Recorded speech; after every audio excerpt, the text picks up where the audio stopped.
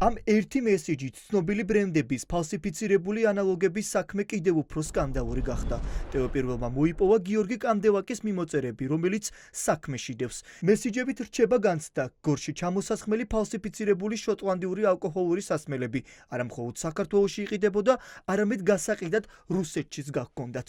დოკუმენტებით დგინდება, რომ გიორგი კანდელაკი ტვირთის შესახებ მოსკოვში ვინმე ჰუსეინს ელაპარაკება. აქვე არის მესიჯი ტვირთის გაგზავნის შესახებ. სოლომონოვიჩ გამარჯობა, ვერ დაგელაპარაკეთ, სტუმრები მყავდა და ტურნირი გქონდა დიდი. გაგიმარჯოს დავით. ტვირთთან დაკავშირებით რამე ახალი ხომ არ ხდება? შეხვედრა თუ საჭიროა ჩამოვირბენთ. ჩემი აზრით, ტვირთი თუ ადგილზე არ ჩავიდა, გაჭირდება გაყიდვა. სოლომონოვიჩ, მუშაობთ. რამდენიმე დღეში უნდა იყოს კონტრაქტი და გავაგზავნით ასევე.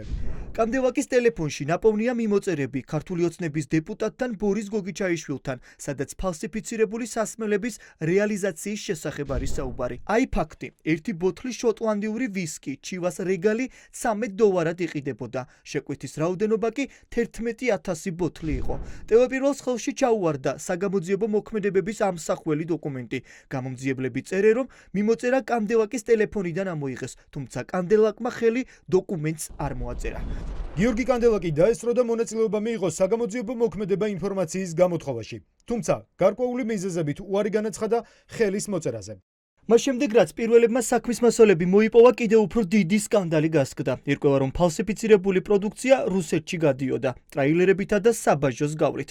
ქართული ოცნების დეპუტატის ბორის გოგიჩაიშვილის მობილურ ტელეფონში ნაპოვნია მიმოწერა რუსეთთან, სადაც ბიძინა ივანიშვილის გუნდის წევრი მათ ფალსიფიცირებული შოტლანდიური ვისკის რუსეთში მიწოდების დეტალებს უთანხმებს და წერს, რომ ტვირთს გააგზავნის საქართველოსა და საბაჟოს საბუთებსაც თავადვე დაამზადებს.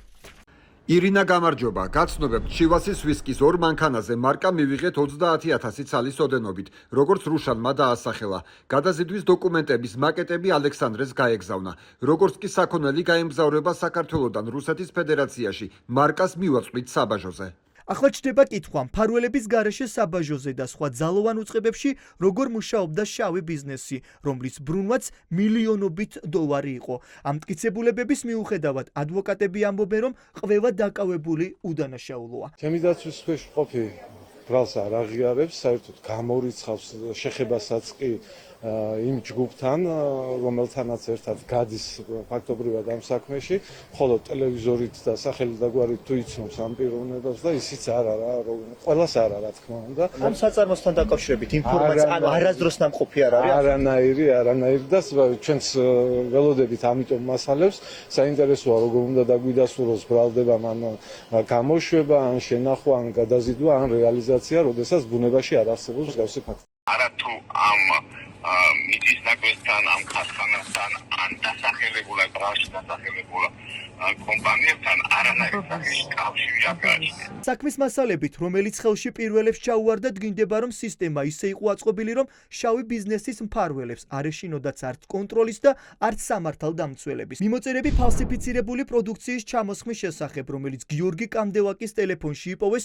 2023 წლითაც თარიღდება. გამოდის, რომ 2 წელი საქართველოში შავი ბიზნესი ყვაოდა და მილიონობით ბრუნვა ჰქონდა. ტვირთი ქვეყნიდან გადიოდა, თუმცა ამის შესახებ საგამოძიებო უწყებებმა ვერ გაიგეს. ბრალდებულებმა 2022 წლიდან ფინანსური სარგებლის უკანონოდ მიღების მიზნით ჩამოაყალიბეს ორგანიზებული დანაშაულებრივი ჯგუფი. ჯგუფის წევრების განზრახვა მოიცავდა აქციზურ მარკას დაქვემდებარებული, განსაკუთრებით დიდი ოდენობით ღირებულების ალკოჰოლური სასმელების დამზადება შენახვას და მისი შემდგომი რეალიზაციით მატერიალური სარგებლის მიღებას. ბრალდებულებს ქალაქ გორში იჯარით აღებულ მიწის ნაკვეთზე მოწყობილი ჰქონდათ დანაშაულის ჩასადენად გამოსაყენებელი ინფრასტრუქტურა და სრული ტექნიკური აღჭურვილობა, სადაც სისტემატურად ახორციელებდნენ აქციზური მარკის სავალდებულო დართვას დაქვემდებარებული ალკოჰოლური სასმელების, ვისკისა და არაყის აქციზური მარკის გარეშე დამზადებასა და შენახვას, მათი შემდგომი რეალიზაციის მიზნით. კომპანია, რომლის სახელითაც ამ შავ ბიზნესს ატრიალებდნენ, შეპესე ალიდა. ის ქართული ოცნების დეპუტატის ბორის გოგიჩაიშვილის ცოლის ნათესავზე იყო გაფორმებული. ალექსანდრე კურტანიძე ახლა დაკავებულია. დოკუმენტებით დგინდება, რომ კომპანიის სახელით პარტიას ქართულ ოცნებას წლების განმავლობაში 10,000-ობით ვარს ოფიციალურად სწირავდნენ.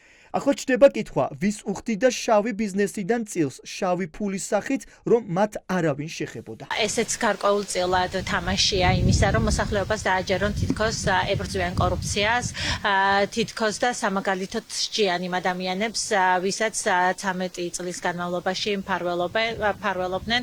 აქაც ვფიქრობ, რომ ეგრეთ წოდებული გადანაწილება არის ძალაუფლებისა, ერთი ძალა წავიდა, მეორე უნდა ჩანაცვლეს და შესაბამისად, როგორც იტყვიან, შესაკრებთა გადანაცვლებით ჯამი არ იცვლება.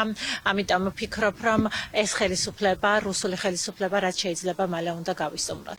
ქართული ოცნების დეპუტატის ბორის გოგიჩაიშვილის მესიჯებში, რომელიც საქმეში დევს, ჩვენ ვიპოვეთ ტვირთის დუბაისა და ტაილანდში გაგზავნის შესახებ ინფორმაცია. გადაგზავნილია. გთხოვთ მოითხოვოთ ლოგისტებთან მიწოდების ღირებულება შემდეგ მარშრუტებზე. დუბაი, ჯებელ ალი პორტი, ტაილანდი, ბანგკოკ პორტი. არ ვიცით ეს ფალსიფიცირებული ალკოჰოლური სასმელები გურიდან ხვდებოდა თუ არა რუსეთის გარდა სხვა ქვეყნებში. შესაძლოა გურის საკრებულოს დეპუტატისა და მოკრივე კამდევაკის შავი ბიზნესი დიდი ტრანსნაციონალური დანაშაულიც კი იყოს.